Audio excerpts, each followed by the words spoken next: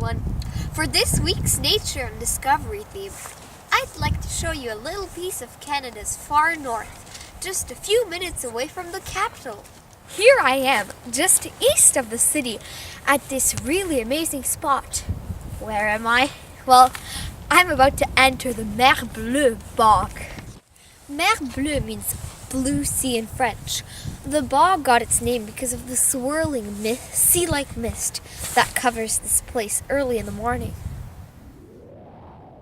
About 1.6 million years ago, the climate over a large portion of the world, including North America, began to gradually cool. Each year, a little less snow melted. Eventually, the snow began to accumulate, and after it grew to be thousands of meters thick, the snow at the bottom was compressed and became ice. The glaciers began to retreat about 12,000 years ago, and at that time, the Ottawa Valley was flooded by the Atlantic Ocean, forming the Champlain Sea. As the land that had been flattened by the glaciers gradually rose up, the sea moved back and finally left the Ottawa Valley 10,000 years ago. When the sea left the area, the glacial meltwater created water channels which eventually turned into rivers. The Mer Bleue Bog developed in an abandoned Ottawa River channel. It's located in a sort of basin, and underneath it is glacial debris and clay. The Mer Bleue Bog is the largest bog in southern Ontario. It has an area of 5,000 acres! The most amazing thing about this bog is that it is actually much more typical of the Arctic than of southern Ontario. So let's not wait any longer. Follow me and I'll show you the bog and explain what it's made of.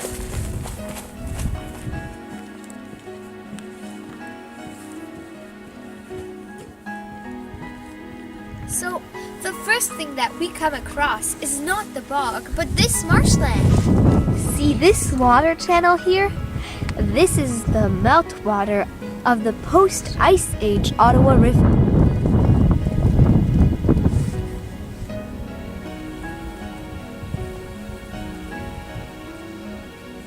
The Ottawa River used to flow here 12,000 years ago. Now it has shifted 10 kilometers to the north, and all we have left here is this marsh.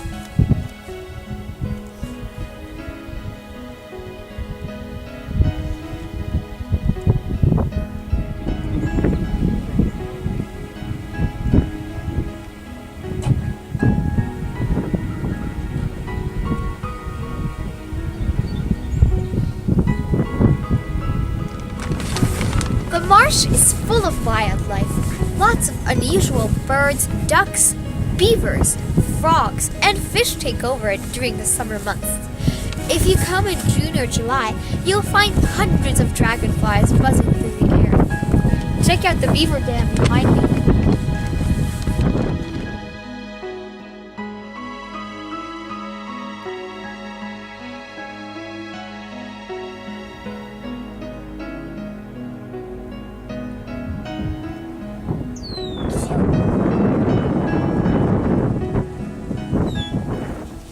The marsh is also the spring nesting ground for red-winged blackbirds.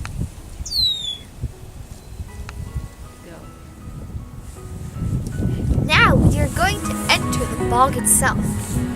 As you will see, the vegetation is completely different. There are very few trees, and many of the trees that do live here are actually stunted and grow. Why is that? So remember, the bog is in a big clay basin from which rainwater has nowhere to drain. Because of the poor drainage, the bog is very acidic. Not many plants can live in acid soil, but one plant that just loves acidity is sphagnum moss. pH is the measure of acidity of water. 7, as you can see, is neutral water, and anything under 7 gets more and more acidic, and anything over 7 gets more and more alkaline.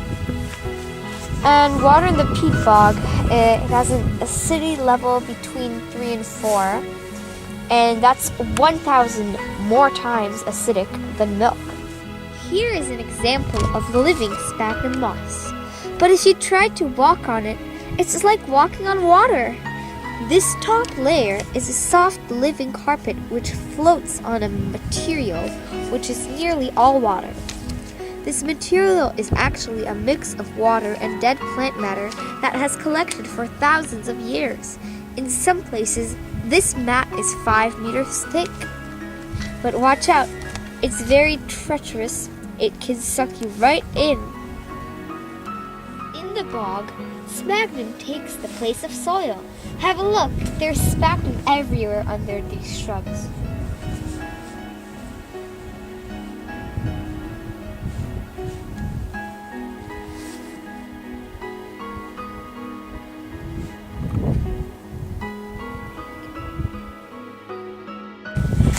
The acidity and lack of oxygen in this carpet of moss mean that there are no insects or bacteria to decompose the sphagnum when it dies.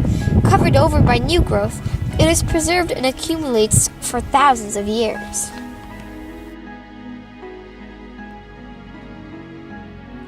Since the bog lacks oxygen and is fed only by mineral-poor rainwater, there's no bacteria here to decompose the plants. If plants don't decompose, the still water of the bog becomes more acidic. Conditions are tough. That's why plants here are typical of those found in the tundra of the far north. Black spruce and tamarack are able to survive the poor growing conditions. Most other plants remain stunted in growth because there just aren't enough nutrients in the bog to let them grow normally to their full size. Some of you may have heard of the bog people of Northern Europe. These are the perfectly preserved ancient human bodies found in sphagnum bogs in Denmark and Great Britain. Because of the high acidity, lack of oxygen, and lack of bacteria, these bodies have not decomposed at all and have retained their hair, skin, internal organs, and even their facial expressions. Due to the bog's acidity and lack of minerals, most plants cannot survive in it.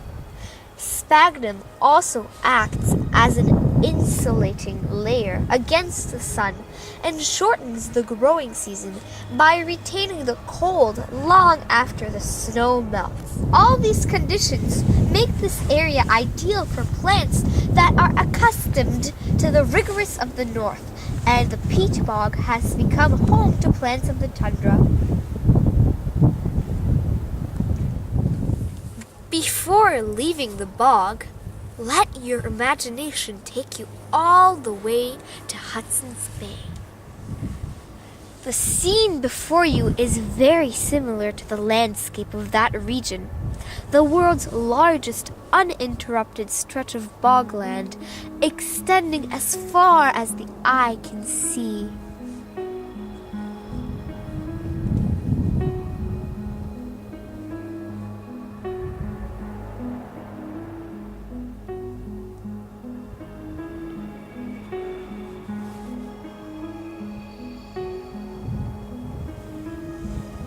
I hope you enjoyed our trip to the bog.